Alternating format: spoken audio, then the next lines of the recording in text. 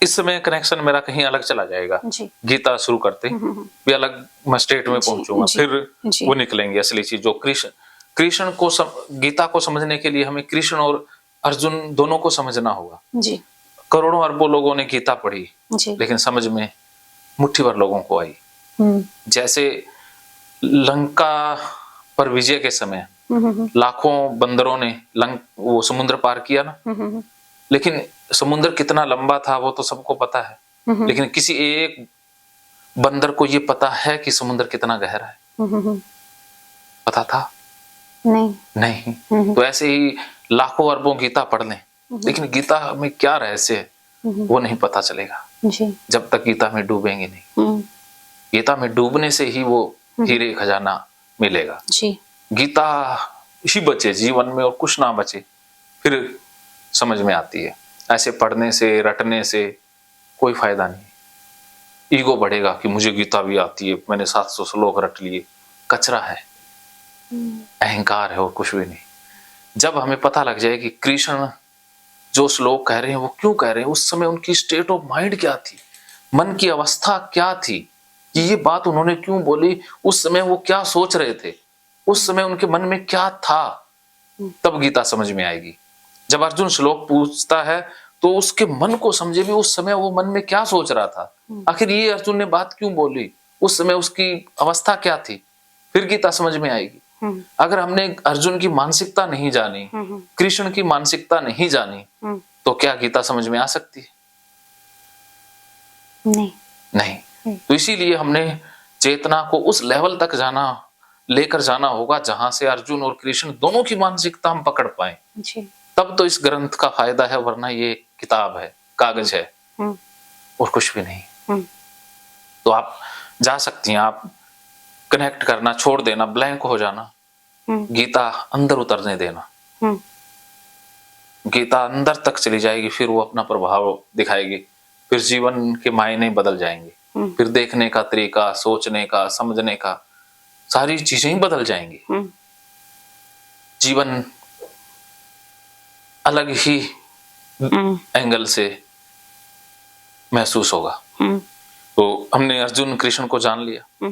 ऐसे ही दुर्योधन एक पात्र है। दुर्योधन भी कोई धृतराष्ट्र का पुत्र वो दुर्योधन नहीं है। दुर्योधन भी हमारे मन की अवस्था है। जब हमारे अंदर लालच, प्रेम, जब हम अपने भाई, अपने सगों की प्रॉपर्टी को अपना मानने लग जाते हैं, उस पर अनऑथोराइज्ड तरीके से अधिकार जमाते हैं, तब हम दुर्योधन अवस्था में होते हैं।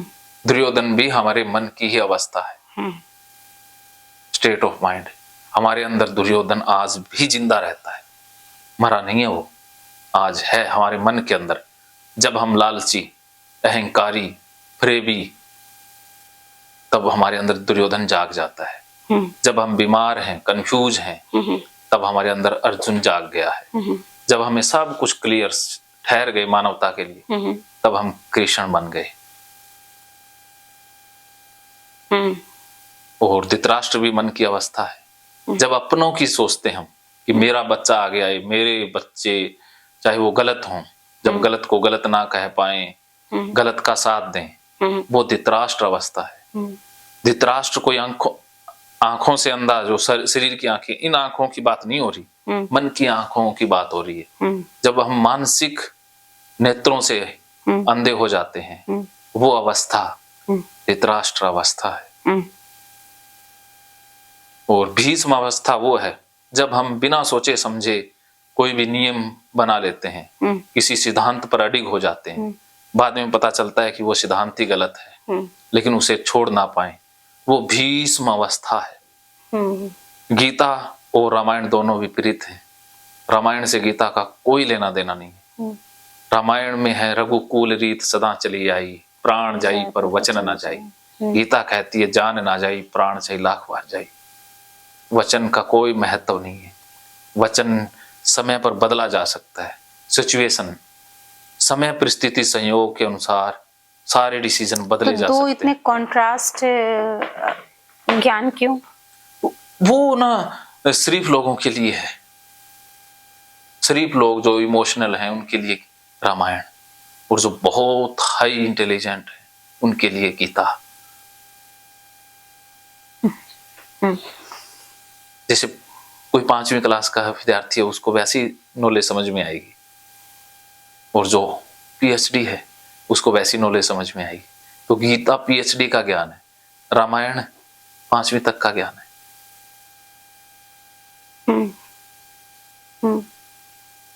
रामायण पढ़ी है आपने? रामायण पढ़ी नहीं, मैंने जानी है बस कि राम को लोग ज्यादा पसंद इसलिए करते हैं क्योंकि वो सीधा है। कृष्ण सीधे नहीं है, बहुत टेढ़े मेढ़े हैं।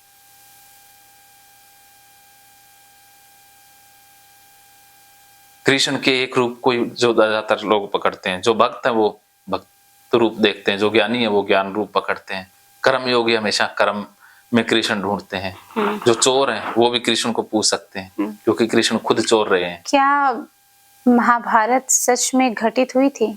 महाभारत कुरुक्षेत्र में नहीं हुई, महाभारत हमारे मन में चल रही है आज भी। महाभारत 24 घंटे मन के अंदर चलती है। जो महाभारत कुरुक्षेत्र में हुई वो 18 दिन में समाप्त हो गई थी, लेकिन जो महाभारत हमारे मनों में चलती है वो 18 सालों में भी समाप्त नहीं होती है। उस महाभारत की बात हो रही है। हमने वो युद्ध जीतना है। अगर वो कुरुक्षेत्र जीतना है जो कि 24 घंटे चलता है, कुरुक्षेत्र में रात को युद्ध रुक जाता था, लेकिन हमारे मन का युद्ध रात को भी चलता है। ठीक है, शुरू करो। वो युद्ध उस रूप में है। तो आज हमारे लिए गीता मानसिक है। तो गीता में कृष्ण थे, कुरुक्षेत्र में हुई नहीं हुई, उनका कोई वैल्यू नहीं है। आज भी सब कुछ चल रहा है एज इट इज, मनों में चल रहा है। सबके मन में महाभारत है। घर घर में महाभारत हो रही है।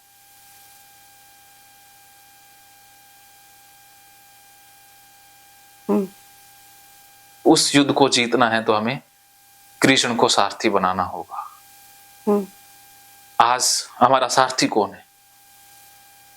हमारे माता पिता, ये पप्पू ददू, जो काला पीला रंगे शियार जिन्हें हम बोल सकते हैं, या कोई भी किताब, तो भटक जाएंगे। अगर हमारे जीवन में कृष्ण नहीं है, सारथी के रूप में कृष्ण नहीं है, तो हमारा रथ, हमारी दिशा भटक जाएगी। आपका सारथी कौन है? आपने किसको सारथी बनाया है? ये इंपॉर्टेंट है। अगर हमने मंत्रा को सारथी बना लिया तो घर टूट जाएगा। दुर्योधन का सारथी कौन था? कौन था? दुर्योधन किसकी बात मानता था? शकुनी की। शकुनी की। तो क्या हाल हुआ दुर्योधन का? अर्जुन का सारथी कृष्ण थे, तो अर्जुन अमर हो गया। तो हमारा सारथी कौन है, ये सबसे जरूरी है लाइफ में। जरूरी है लाइफ में। सारथी का चुनाव करना। आपका सारथी कौन है?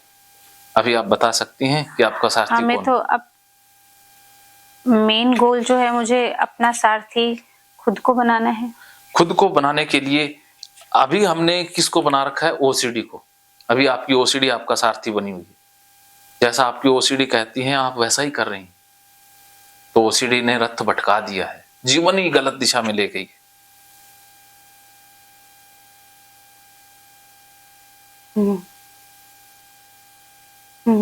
सारथी बदलने की जरूरत है। मैंने ओसीडी को अपना सारथी बना लिया है।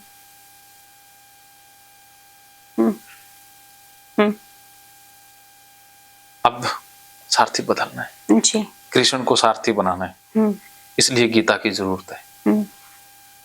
तो गीता में अर्जुन कृष्ण पूरे समझ में आ जाएंगे, सारे मायने बदल जाएंगे जी। जीवन के भी, इस विश्व के भी, इंसान के भी सारे मायने गीता से बदले जाएंगे जी। जो डे टू डे लाइफ की जितनी भी प्रॉब्लम है, चाहे वो बिजनेस की हो, चाहे वो पेरेंटिंग की हो जी, चाहे कोई भी हो, सारी समस्याओं के हल गीता में है जी। एवरी सॉल्यूशन है एज इन गीता। तो अभी तक कैसा फील कर रहे हैं आप? अच्छा फील कर रही हूँ।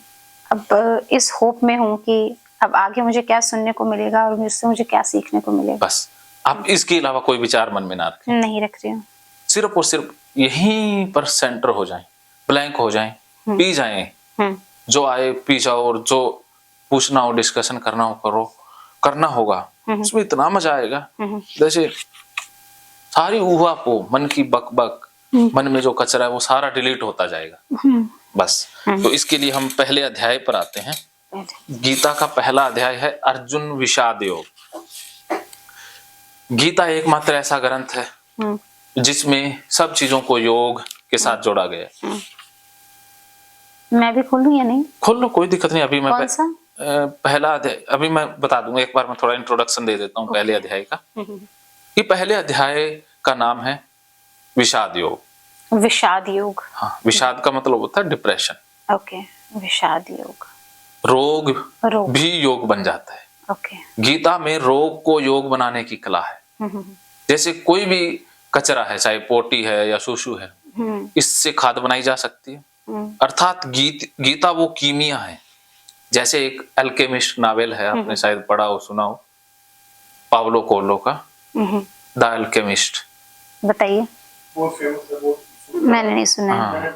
हाँ, आपने पढ़ा है? तो उसमें एक कीमियागार होता है। गीता कीमियागार बनने की कला है कि जो लोहे को पारस बना देती है, अर्थात लोहे को सोना बना देने की कला कीमिया होती है, कला विद्या को कहते हैं जी। तो गीता में हर रोग को वो योग से योग बना देती है। अर्थात आपको ओसीडी हुई, डिप्रेशन हुआ, ये रोग योग बन सकता है। ये व्यर्थ में नहीं हुआ। एक ऐसा वैज्ञानिक हुआ जिसकी शादी होने वाली थी, गर्लफ्रेंड थी, लेकिन शादी के कुछ दिन पहले उसे पता चला कि उसे एक ऐसी बीमारी है जो कभी ठीक नहीं होगी। हाँ, और वो धीरे धीरे मर जाएंगे। लेकिन उस बंदे ने उस रोग को योग बना लिया और वो दुनिया का महान वैज्ञानिक हो गया। तो कोई भी रोग हमें आगे बढ़ने से नहीं रोक सकता। एक मोटिवेशनल स्पीकर है जिसके हाथ भी नहीं है, पैर भी नहीं है।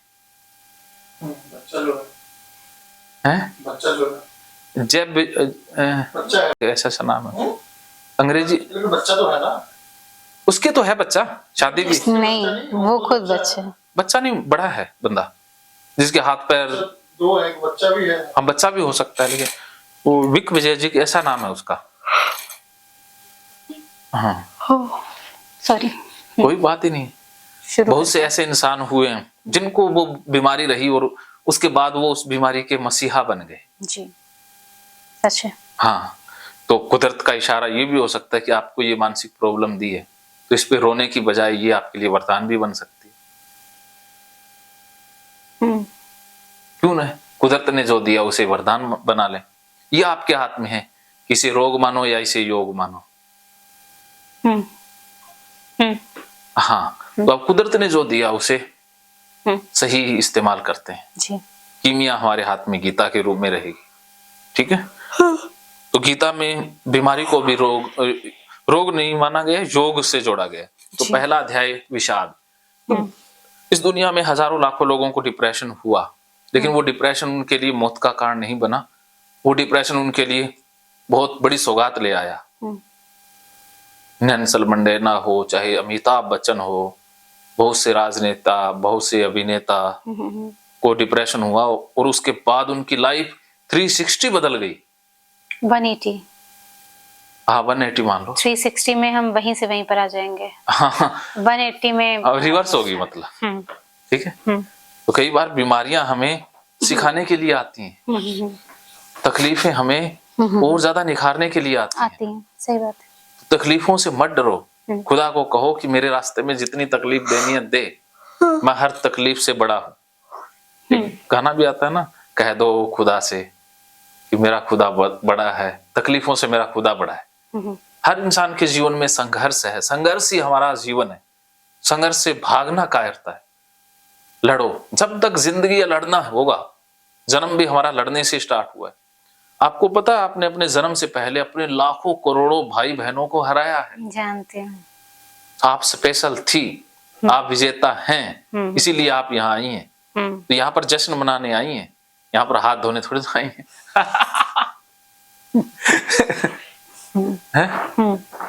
तो अब जीत कौन सी रह गई? क्यों अपने आप को कायर समझते हो? विजेता हो इसीलिए जन्म हुआ, कायरों का तो जन्म ही नहीं हुआ। कायरों का तो जन्म महकेंगे फिर से खुशियों के रंग भगवत गीता थेरेपी कोर्स के संग। इतिहास का पहला ऐप जो गीता के माध्यम से ओसीडी डिप्रेशन का इलाज आसान बनाएगा। ओसीडी डिप्रेशन का इलाज हुआ और भी आसान, और वो भी बिना दवाई, घर बैठे। किसी को बीमारी की चिंता है तो किसी को चिंता की बीमारी है। भगवत गीता ने लाखों करोड़ों का जीवन बदला है और आपका भी बदलेगा। गीता थेरेपी कोर्स में आपको मिलेगा सभी 11 प्रकार की ओसीडी का संपूर्ण इलाज, जैसे गंदगी का वहम, बार बार हाथ धोना, बार बार सफाई करना, बार बार लॉक दरवाजा चेक करना व अन्य सामान की चेकिंग बार बार करना, एक ही विचार बार बार आना, नुकसान व मरने मारने का विचार आना, HIV, rabies, cancer, heart attack का विचार आना, IBS और नींद न आने की समस्या का हल गीता कोर्स में मिलेगा। आत्महत्या वाले विचारों से मुक्ति भी गीता थेरेपी कोर्स से मिलेगी। राजेंद्र जोधपुरिया ऐप पर आपको ओसीडी से संबंधित राजेंद्र जोधपुरिया की किताब भगवत गीता के मनोवैज्ञानिक रहस्य और अन्य टिप्स पढ़ने को भी मिलेंगे। गीता है महान थेरेपी। गीता में CBT, हिप्नोथेरेपी, माइंडफुलनेस, ERP व अन्य बहुत सी साइकोथेरेपीज का समावेश मिलेगा। राजेंद्र जोधपुरिया ऐप एक, फायदे अनेक। आज ही प्ले स्टोर से डाउनलोड करें, लिंक डिस्क्रिप्शन में है। तो देर क्यों, अभी जाइए डिस्क्रिप्शन में और लिंक पर क्लिक करके प्ले स्टोर से अभी डाउनलोड कीजिए राजेंद्र जोधपुरिया ऐप और पाइए अपनी सभी समस्याओं का हल। मानो तो मौज है, वरना समस्या तो हर रोज है।